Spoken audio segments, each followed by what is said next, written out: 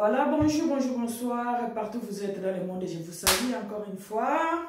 Salut, salut, salut, bonsoir, bonjour, ça va dépendre de l'heure que vous allez suivre cette petite analyse du jour. Aujourd'hui, on va essayer un peu de parler concernant cette histoire des prophètes, des prophéties, des pasteurs qui nous séparent parfois avec nos familles. On va essayer de parler de ça. Attends, j'allais vraiment montrer. Voilà, nous allons parler de ça aujourd'hui. Voilà, on va essayer un peu d'analyser. Parce que, ma prophète, certains pasteurs, ils ont sauté, comme ça, biso, ennemi à ma famille, na biso. O mona kaka, o, ma famille, na yo, zabandoki, boena boye. O mona mutu, akabwani vraiment la famille, na akomi komi pesaka na pasteur wana. Pour atuna conseil, ako tuna jamais ba membre la famille na ya, comme tuna makambo nyoso kaka pasteur wana, to prophète wana. Le kambo wana to meka kosolola un peu conséquence na ngo eza nini. L'air o abandonner famille na yo po o s'attacher na mutu moko boye ya makambo ya spiritualité. Akomi mutu no ya confiance yende okomi ko raconter toute ta vie quoi. Makambo nyoso le kaka na bomo na yo. Au moment où cette personne ne te connaît pas bien, mutoye bien ezali bande kono bokolinda kumoko ba parents na yo papa no na maman no de ba yebi bien ba yebi ba comportement na yo ba yebi ba caprice na yo. Mais d'un coup okute na prophète moko boy alobi ba parents no ba bandoki bande kono ba jaloux, des histoires comme ça là au kabwani na famille okomi ko vivre kaka na bolingo ya pasteur to prophète wana. Tozo meka bango nyoso te ba pasteur nyoso te ba prophète nyoso te. Tozo le baba oyo ba détruire la communauté. Et puis on va parler aussi de l'importance d'une communauté, l'importance d'une famille. La famille est sacrée. L'importance d'une famille. Pourquoi beaucoup de choses ne marchent pas dans notre communauté? Pourquoi beaucoup de choses, nos commerces ne marchent plus comme ça se faisait avant? Parce que to baby saki, to kabwani na eloko ezalaka sacré o ba baby famille. Alors, je vais essayer un peu d'analyser avec mes petits mots et wana comment to komiti na niveau oyo. Ndekonanga, okutani na pasteur moko boye quelconque. Moi je me souviens, les biso to bande koko là, pour biso to za ba maman déjà. Les to bande koko là. Ba église de réveil zalaka penza ebelete. Par exemple, moi j'ai grandi dans une famille chrétienne. Voilà, to bando kene na catholique. To bando kene na catholique. Toyeba ki makambo ya kindokite tokola pa mama biso na paso ba bota biso 11 tokola biso nyoso 11 ensemble moko te akufa ti tokomi mikolo d'un coup makambo ba église de réveil et bandi ko sala barrage et puis paf batu mutu nyoso akomi ko banga mutu nyoso akomi ko banga ko solana mutu nyoso parce que prophète songolo pakala yebisio famille no ba bandoki papa na yo azaboye mama na yo akolia yo. Ça que tu se poser beaucoup de questions, tu comme à niveau à ton kabwani na ba famille na biso, tu tika mutuana à s'accaparer na biso. Mais ce qui peut au bien, au monde appelle, oso évoluer bien penza te, que mutu oya kabwani na famille lelo, a comme si ko béni. Au monde mutu pe azos à la béni, au contraire, c'est ces prophètes là, ou c'est ces pasteurs là, qui est béni, ceux qui tombent benga bongo. Au monde la prophète là, a comme kofulu kisama na babilo kwa komi kusomba bandaku kwa komi na ba voiture tout bino so bozo memela bango. Pourquoi to koma na niveau wana et qu'est-ce qui fait que to koma na ba niveau wana? Et d'abord bande ko na il faut to ba eloko moko des choses spirituelles basangisango na ba choses ya chair te ya nzoto te. Makambo ya nzambe ezali spirituel. So ki ba pesi exemple moko ezali pona spiritualité. Na kati ya nzoto ya mutu tozaka na trois choses. Toza na corps, esprit et âme.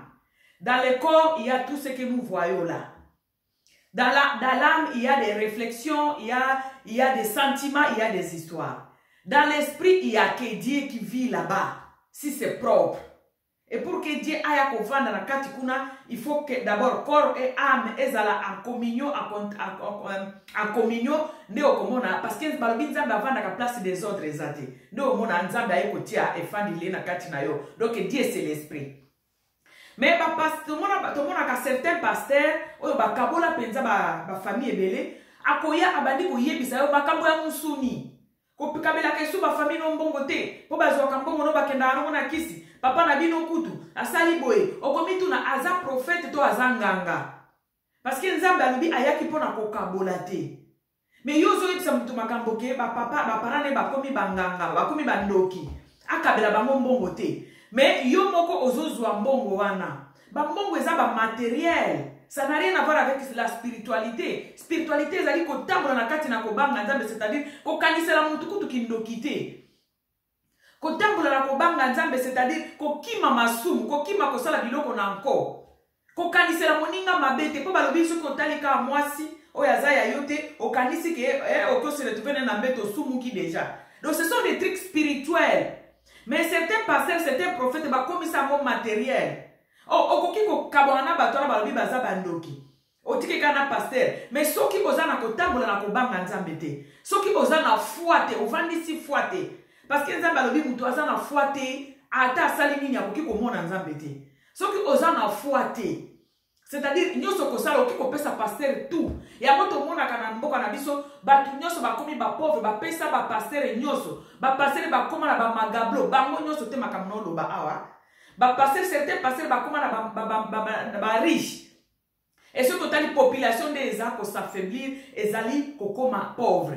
Pourquoi? Parce que bazana fuate. Baza ko croire na nzambe te bazo croire na maloba ya pasteur. Batie lokola pasteur azali pont. Oye koki ko komisa bango pa ya nzambe. Bakomi ko pesa pasteur nyoso bango bazaki nango pona bomwe na bango nyoso ya mutu ya pona bomwe na bango po ba vivre na kati na mokili oyo ya mokili ya monde oyo. Bakomi ko pesa bango ba pasteur. Or Dieu nous demande cette sanctification ezala ya cœur na kati kuna. Bande konanga siko ozana foi, otambola kana ko banga nzambe. Meme ndoki mbele batu basilat. Bande konanga mbele batu basilat. Ndoki wana soki ozana kotambola na ko banga nzambe. Akokipe ko sala yo eloko te ata zandoki. Ekotinda pe jour il fallait ya ko loka yo yepe abeli nzambe abelisie. Donc tokoki ko tambola na ko banga bandoki te, to pesa la confiance c'est pas ba pasteur non. To pesa confiance na nzambe to tambola na foi. Et biloko wana ndezo sala ke ba famille ebele ekabwana. E bande konanga soki oze sou na communion na famille oyo ebota yote. Parce que famille ezalaka alliance moko ya sang. Pour moi si abota, pour obima libuma mama na yo ya makila etangaka. Donc okoki jamais ko kabona na bato wana ka boye pour mutu moko ayebiso ke baza bandoki. Et bande konango komona nyoso zo sala oki omona une année déjà 5 ans biloko nozo sala les otambola. Mais après omona oza bloqué quelque part parce que okataki alliance ya makila ya famille. Famille ezaka sacré bande konanga. Famille ezalaka sacré. Batu misusu bakoma awa na poto bakutana na ba prophète o ba betela bango ba masolo.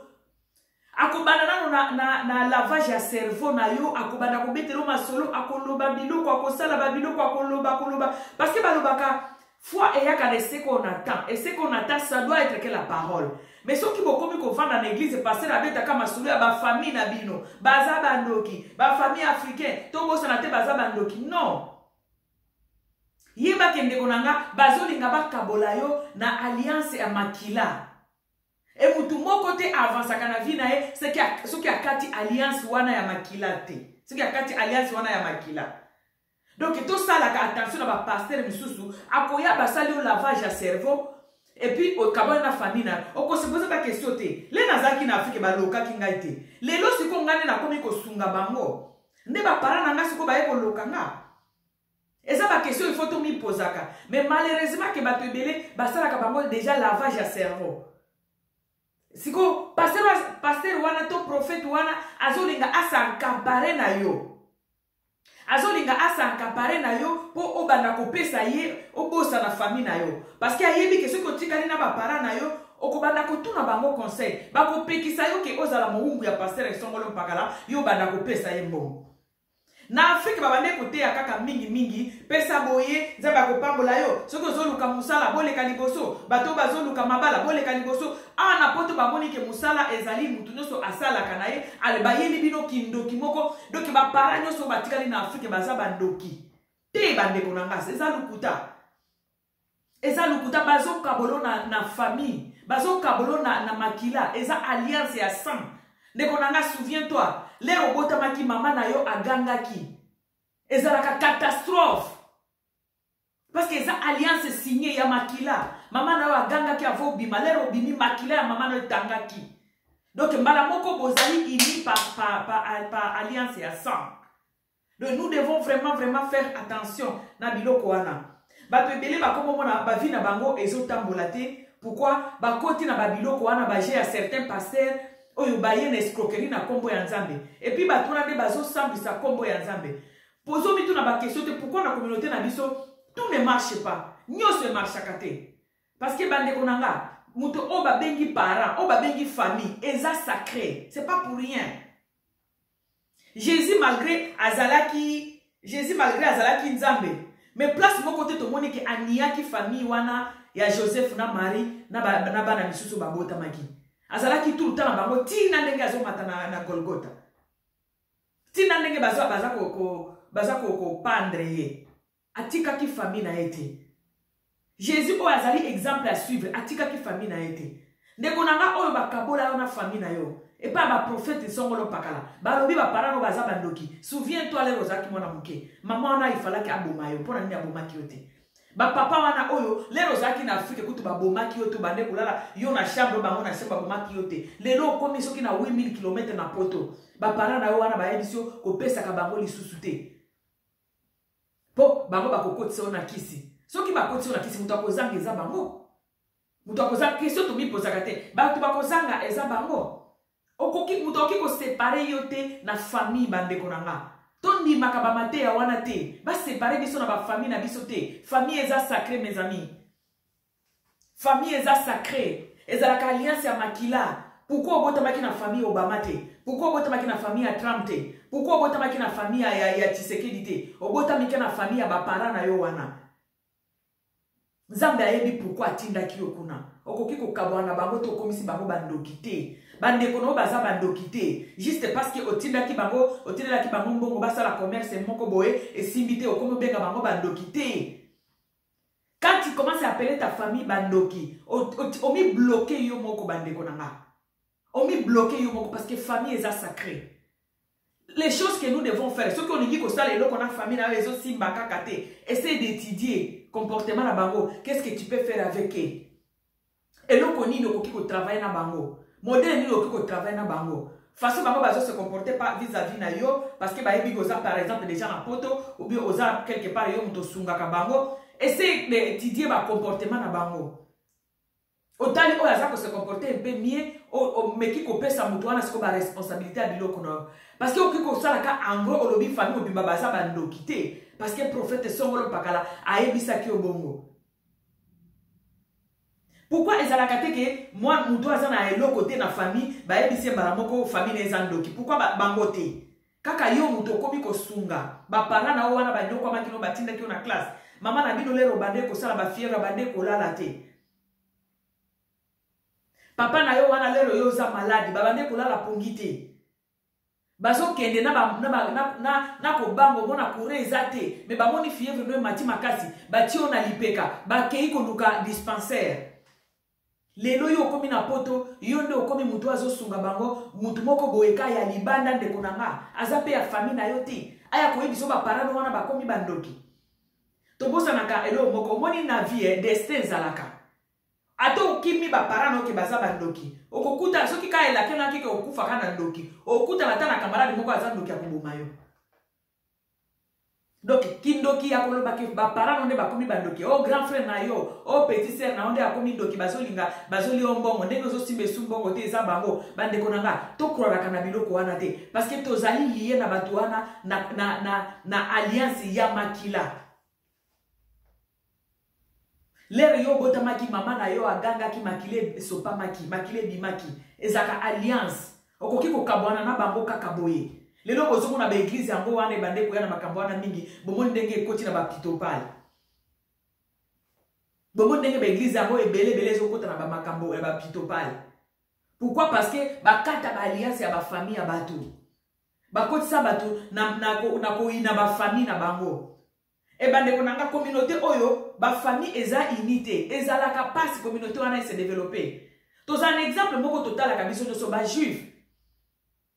Ba juif bazalaka balingana kana ndenge moko ya kosakana te batu wana bakenda ka liboso ndeko na nga soki so kabwani na famille na yo kokanisa te ke kokendaka liboso yo moko eya lukuta pasteur wana to prophète wana songolo pakala azolinga a utiliser yo kaka ozala asankapare na yo po azwa a utiliser azwa mbongo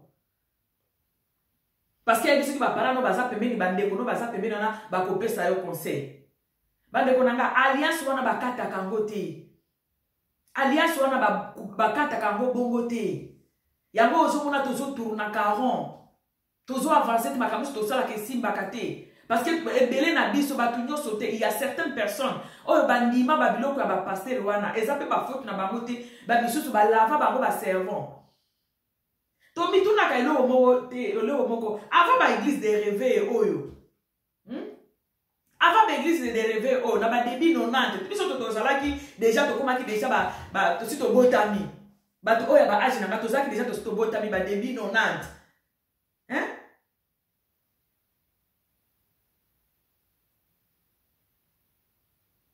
nini bandoki bazalaki kolia bato te bapara babandeki kolia bato te mais pourquoi ebandeki kolobama te tozalaki biso nyonso presque bacatholike bamisusu baprotestant bamisusu bakimbangisi et la vie continue la vie ebandeki komarche pourquoi lelo nde baye kotiela biso eloko oyo ya mutu nyonso il faut keba na mutu nyonso ezali modele ya koaffaiblir biso bandeko ezali modele ya koaffaiblir biso mundele alukaka nzela nini alekela mpona koaffaiblir peuple africain mpona koaffaiblir peuple africain mundele alukaka nzela nini ya koleka bango bafinansaka bato wana omona mpenza paster avandi azosala baséminaire azolobelaka kindoki on dirait kindoki kande eboma bato il y a des malades oyo ezalaka naturel ezoboma mpe bato soki ezalaki ka kindoki kande eboma bato bandeko nanga mbele afrike moto aza te mbele mpe awa na poto bato bakufaka te parce que toloba mpo mindele bakabwanaka na bango te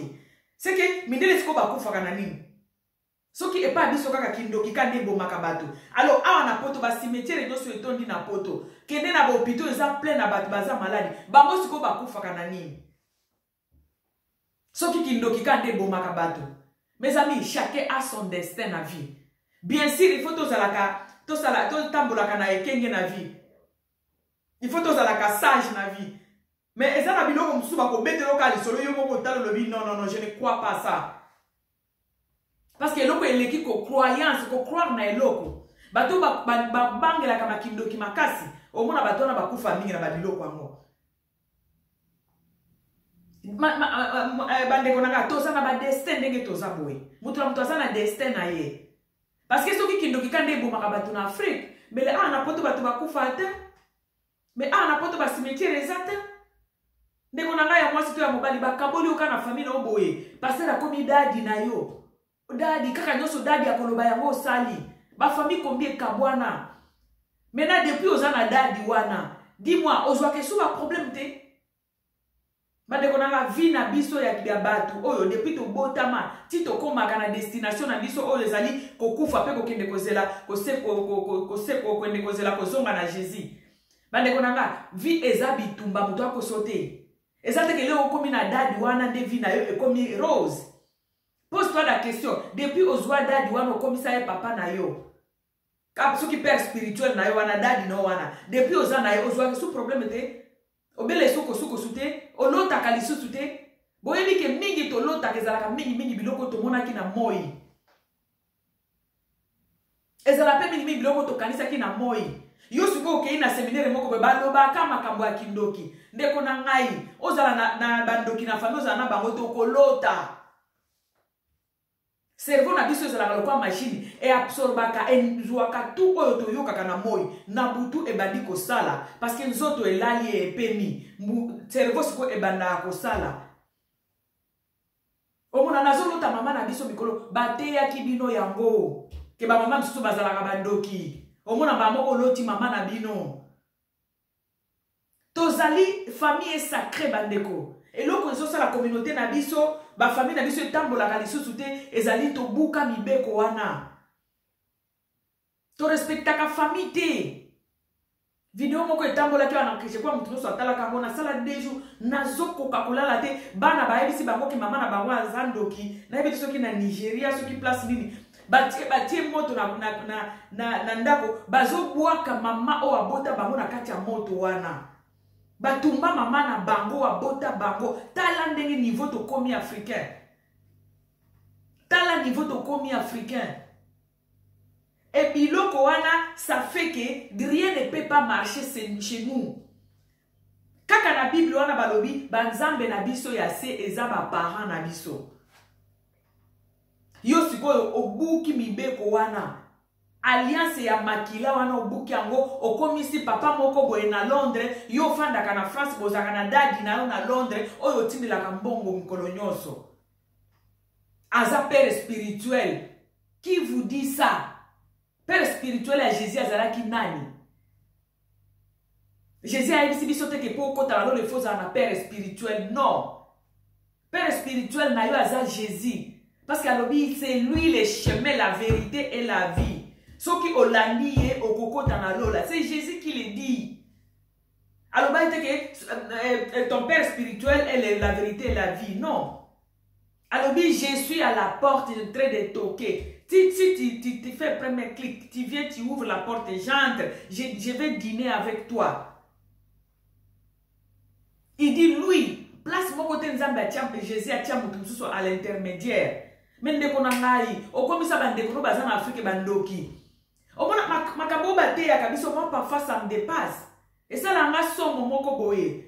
Communauté obo moko ezate, eloko moko etambolaka te. Famille obo yokanaka te, ata bosali commerce ndenge nini, ata o créer ba entreprise ndenge nini. Telema ko zotambolaka na kobanga bandeko na yo, telema zotambola na kobanga ba parents na yo, eloko no moko te ko simba ndeko na ngai. Bayebiso baza bandoki tika bango na maboko na nzambe bango na nzambe na bango. O se protéger na ndenge ya malem mais ezala te ke okati contact na alliance ya makila. Bato bayela biso ba prédication wana bayebi qu'est-ce qu'ils sont en train de faire. Bayebi eloko bazo sala, bayebi place mutambo eza. Susu na bango ko suki sa biso ko sili sa biso, ko longola biso force otozaka nango. Mutu mwindo azalaki mutu famille na famille alivivaka na famille kindo kiango iye kaka lelo bandeko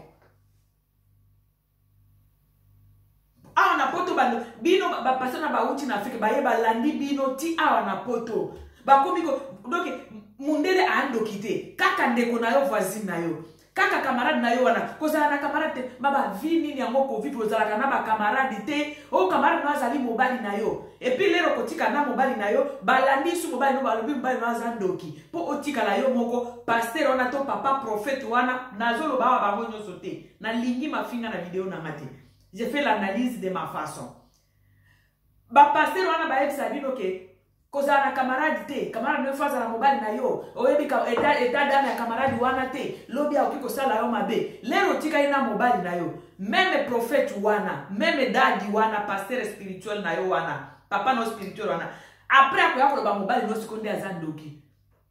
Baboto lipe mobali, balongo lipe mobali pembeni na yo, otika li yo moko, abandi ko sakana na yo ndenge alingi. Bande konanga, nous les humains, nous sommes faits à vivre ensemble. Donc, pour tous à la batu, na bumotu, tous à la kabatu, il faut vivre en communion.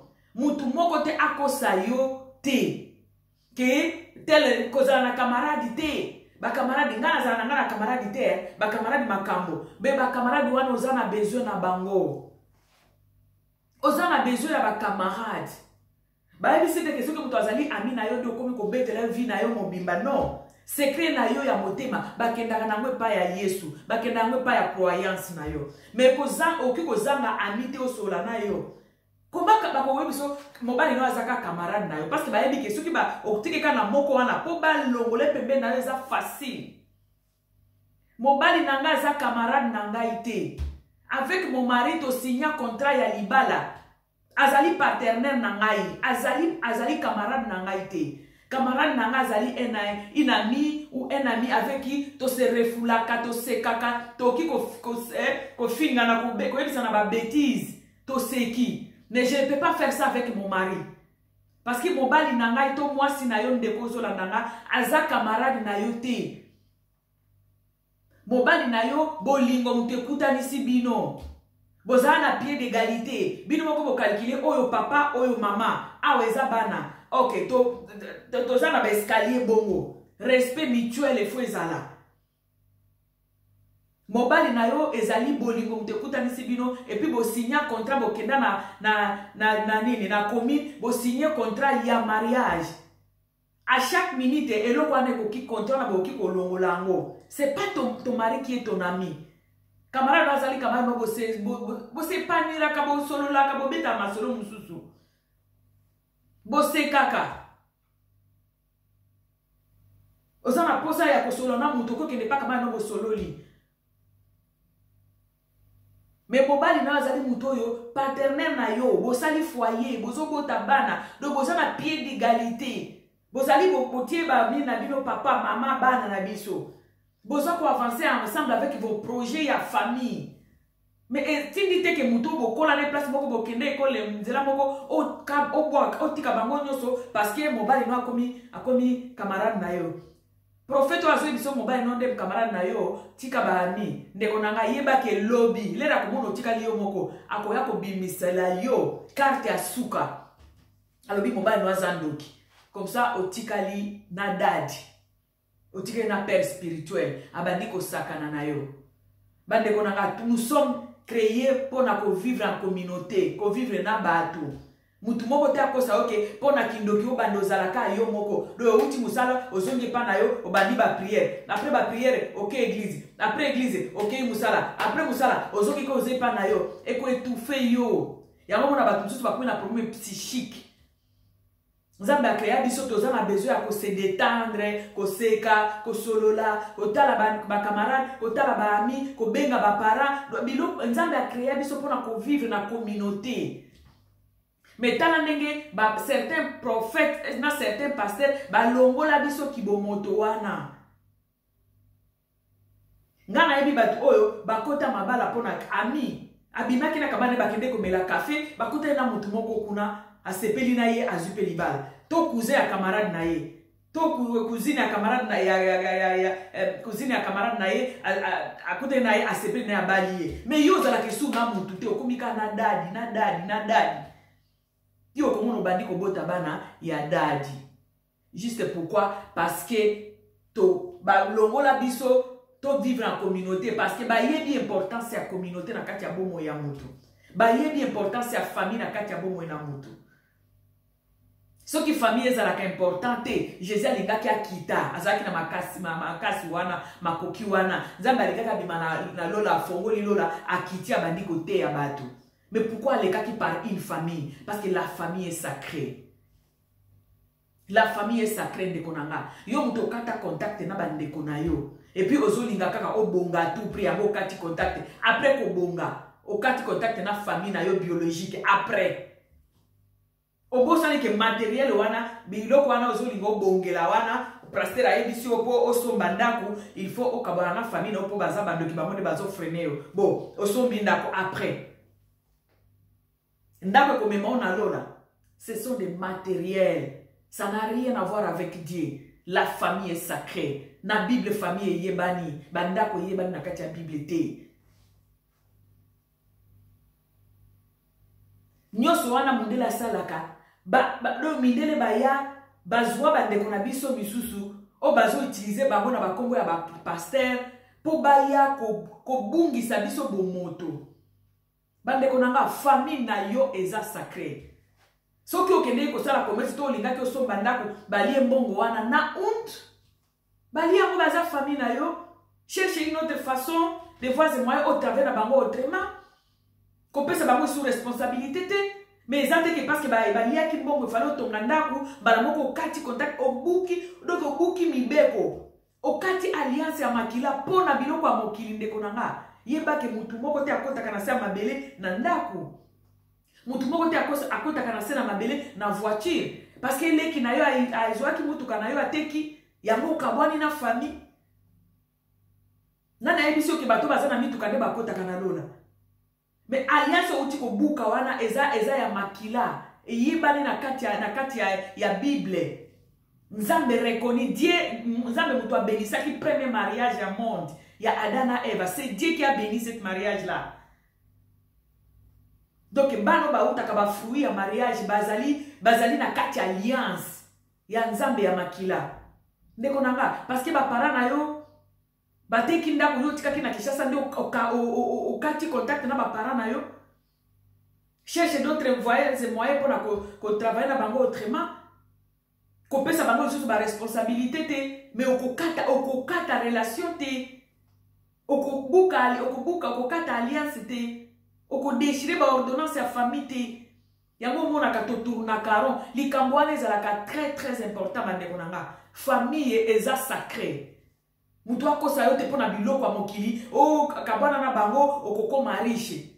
Après que la riche na honte, après que la riche et ça lioni, ça t'amène quoi? Après que la riche ça t'assure quoi? Okokota na lola na richesse te. Et puis na mitu na richesse yango oyo bandeko na baza ko enjoy nango. Est-ce que ça richesse? Richesse na yo oyo ba para na yo bazo souffrir bazola na ndako ezanga climatiseur bazilala na ndako ezanga courant ezanga mai bazola na ndako ya o penza ba koko na bino batikaka me yo za na poto awa okomi na dadi na yo soki na France na Belgique ye muto tindela na mbongo tindela so ba para na yo te fin du mois parce que ba koloka yo siko richesse wana ça te sert à quoi soki bandeko no baza ko enjoy na ngote. Bandeko nanga chaque famille nzambe abimisaka mutu moko. Peut-être oza mutu wana na kati ya famille na bino. Soki Joseph nzambe abimisaka yete. Bandeko ne famille na ye mobimba ya Jacob. Balingaki ba résister na famille ne oyo ekotaki na mboka na bango te. Dieu s'est arrangé ko bimisa Joseph place wana parce que nzambe ayebaki ba ane zoya crise kokota awa. Bandeko to vivaka destin. Nzambe ayebaki crise okota na mboko pour na sauver libota ya Jacob na osala ndenge nini. Nzambe abimisaki Joseph place wana aleki na banzube nyonso toyebi alekaki ake ko se retrouver na Égypte. Lelo nzala ekotaki na mboka na bango, lui il était là comme premier ministre apesa bango biloko akolia bakufaka na nzala te. Mon frère ma sœur o azana poto peut-être yo zali Joseph ya libota na yo. Tika kokota makaba ba pasteur wana. Tika kokota makaba na lobi na ba pasteur nyoso te. Il y a des pasteurs au ba prêchaka les choses d'esprit. Pasteur o ate ya kakibonzambe makambo ya esprit. Akobeta masolo ya bandaku te. Akobeta masolo ya bandoki te. Akotie biso ko tambola ko banga nzambe. Parce que oki ko tambola zo banga bandoki et que zo tambola pe la ko banga nzambe te. O fandi ata santa parce que oki maka bandoki fanda santa. Mais okufi oyebi nzambe te okokende pe na lola te na mutu babomie na bandoki mais abande ko banga nzambe azaki na les choses la chose d'esprit na okota lola. Donc eloko to foto tia na mitu na biso ezali ko tambola na ko banga nzambe parce que banzube na bamikakatano to kuta na kango na vie na biso mutu epargne ka biso eza nzambe eza yoko kimate. Parce que ndenge babetela la biso bandoki yango bapumbwaka ata okimiye okuta na kesu na mama na bino te obenga ga lisusu te bandoki bato babeta ba témoignage balobaka bandoki bautaka na baafrika baye koboma bango na poto awa. Alors lero kati contact opesaka mama no susu mbongo te nde isusu oke oya oboma te obenga esu bandeko no te nde ba oki koya na butu te. Eloko toki ko sala ezali ko tambola na kobanga nzambe kozala na foi parce que Dieu dit Jésus dit que c'est la foi qui sauve. Oza na foi na nzambe na yo ata basalinga nini to mona ba témoignage ebele batubele ba famille soki ba famille soki ba nani ba loki o mona pe te maza na foi o mona pe abiki place moko te to mona Jésus ayebisa mutu ke kende ki ma famille na yo abano baka voir ta foi t'a sauvé. Va prendre ton livre, va ta foi t'a sauvé. Mets-toi debout, ta foi t'a sauvé. Bande ko ezala ke loko individuel dadité père spirituel te yo na nzambe. Et surtout ko kata alliance familiale te bandeko. La famille est sacrée. Ba famille est belé, des autres écoutants na ba famille est belé parce que ba te belé ba koma ko kima bandeko na bango pona kindoki. Kima ndeko na yo te pona kindoki ndeko na ngai. Ko kima ndeko na yo te pona kindoki. Parce que bandoki eza eloko ya esprit. Ba ko ya nyonso ba kusala o mabe. Yo la kisa bango bolingo. ezali modèle ya kokabola biso donc Afrique kabwana donc to comment au moins place boza unité. Ne croyez pas que Dieu viendra faire quelque chose. Na Bible tout est là. Tout est là dans la Bible. Nzambe asalaka jamais eloko soki boza unité. Yo lobisaka famille no lisusu te meti crois que Nzambe penza Nzambe azoba to garçon de course. Olobise sou maman na yo te. Maman no azobela na Kinshasa me yo mbongo otindelaka prophète. Ozela ba benga ba yo soki maman no akufi. Vous croyez que Dieu est bête? Nzambe a bête te. Si tu n'es pas en harmonie avec tout le monde, Nzambe ayaka te. Soki bango ba bandoki tika bango na kindoki na bango toi tu sala bolamu. Bolamu na we koganga. Ba tu combien to yoka ba témoignage ba leki ba bomaye me muto alika bomaye muto akope akufi. Et puis, il faut avoir témoigner, il fallait nabomaye, balamoko malade et bandinga. Il faut avoir seulement la foi. Bandeko Afrique et Kabwana, ba famille na biso et Kabwana, to kama babilo ko so la tambola kate. Pourquoi? Parce que nous ne sommes pas en harmonie na ba famille au place to uta. To kata déjà alliance ya makila. Bandeko na ngale to bota maka, makile tangaka. Makile tangaka. Cette femme qui t'a porté pendant 9 mois. Nzambe azoya ko fabriquer yo na kati ya libumu ya mama wana. Lelo on te dit que ta mère là est sorcière. Ndekonanga. Et tu crois vraiment à ça? Bazo kata alliance ya vie na yo. Okokoma mutu pamba, okokoma epave. Oza lelo na katite. Ba parents na biso baza ba nzambe ya se awa. Bandeko no obota mana bango wana. Baza wana pamba te za destin nzambe mutu tiaki ba bota ma wana. Ba bandeko na yo. Bateki ondako, c'est pas grave. Cherchez moyen mususu ya ko travailler na bango à part o wana bando sala. Ozo obligé ko kangela bango ba téléphone te. Occupé ko pesa bango conseil. Okoza la kozo sunga bango so te mais tu parles avec eux. Ba bandeko na yo. Bandeko nanga. Ngana lobaka omoni communauté na biso. To komi na niveau toza na ba matea ebele. Il y a des matea o ezali ko détruire. Bandaku, ba foyer, ba famille, ba toute une communauté. Bazote ya bino, ba parents no ba bandoki, bandeko na ba kangi ozozo ambongo te. Qu'est-ce qui dit à foutre na ba mbongo? Nzamba lobi o croire kaka na et toutes les choses te sera donné. Donc croire kaka, avoir seulement la foi que Dieu est là. Et tu fais ton effort, ozo simba simba. Pour Nzamba ça le faut yo moko na no telema. Parce que si Moïse n'avait pas les bateaux entre les mains, je ne pense pas que l'eau a quelque chose entre les mains. Osimba quelque chose dans ma boko. C'est pour nous dire qu'il faut encourager kasa kasa. Et tu crains Dieu, tu crois à ce Dieu-là. Toute chose te sera donnée. Et ça dans la Bible. Mais pas parce que vous savez que ndegono muto akangio. Yo muto zo croire, yo muto zo na foi que ni na kanzamba solo. Mais comment muto na okangayo?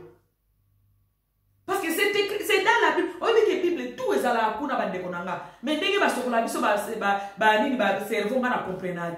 Ba la va biso ba cerveau na comprendre ngote. Pour nous, c'est la carte de la Bible. Alors, on dit makaka au croire à lui, toutes choses te sera données. Mais si vous passez moko boye, aye abandi boye bisayo, passer à libumu, aye ya poche à lukambongo. Passer la fongoli ne boutique ne azo sayo bande kono batu ba bloquer yo ko pesa ka bango sumbongo te. Mais on les a ba petite chose on zamba pesa ka soko ozana kondima et que tu touches quelque chose entre tes mains otamboli na ko banga nzambe bande kono nga eloko ezotinda tozo avancer to koma ka musika te tozo tourner akaka aro mingi parmi na bika ya bongo te parmi biloko yango ezali ko kabwana ya ba famille na biso. Yo mutomba bazo biso ozala na amité bande konanga vie ya bwa ndenge nini ime asalemi pona ko vivre en communauté ko vivre na bato zala na camarade ba camarade baza mabe ana poto muto azaka na camarade zala yo moko na bana. C'est pourquoi nous n'avançons pas. Ngana kenda kana na marché na biso moto zala na amburo Billstedt okuta na marché wana ba gagner ba travailler ensemble ndenge moko ondimate. Mais biso mona ka muto aza ye moko muto sazo banga muto nyoso. Mais beaucoup avancer ndenge nini. Vous allez vous développer comment ceux qui boza ensemble qui boza unité. Parce que passer moko lobeko na poto zala yo moko za na muto te ndeko nanga passer on a lingio zala yo moko pour à exploiter yo. Pourquoi la communauté msuba travailler en communion ensemble et puis bazo avancer. okozala ozangi mutuka mais obengi mundeko na yo moko boye ya congolais sunganga na kende osala boye na boye abeti li kope moko ezali awa bazoteka ba biloko boye oyeba ngo ndenge siko sola na muto comme kana dadi wana pe fin du mois azozela opesa mbongo to réfléchir bandeko to zonga bato tozala la communauté à Okangamate. Et puis tu vois vraiment les gens disent ça à haute voix na ba émission ceux qui camarade de moko a sali o mabe ezande batu nyoso te otie batu nyoso na sac moko te. Les gens ne sont pas égaux. Otiki wana uki camarade mosusu ndeko nango ko fait jamais yo moko. Pourquoi la communauté vous bazo avancer en apoto? Pourquoi bisoter? Parce que oza en contact na bandeko na ote. Oyebite ba kope nini sale maka. Oyebite nini na ko trouver musala. Ovane loko sambela nzamba kwa ko pesa nzamba kwa ko toke na fenêtre na ote. Il faut que vous allez en communion na batu mususu zalana eloko na maboko. Tabita mwana na ba bikisa ke parce que azaki na fufu na ndako. Azali na farine. Tozala en communauté yango moni tozaz benité.